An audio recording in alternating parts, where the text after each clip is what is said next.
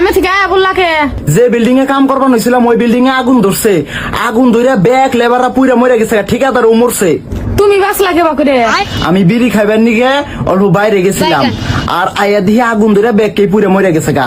জায়গা বিড়ির জন্য তাও জীবন বাঁচলো, তারপরে কি হলো? শুনলাম যারা যারা মরছে না তা করে সরকার 1 কোটি করে টাকা দিব। তো কত গেছি বিড়ি খাস না বিড়ি খাস না, আজকে তোর বিড়ি খাওয়ার জন্য আমি 1 কোটি টাকার মালিক হয়ে হলাম না।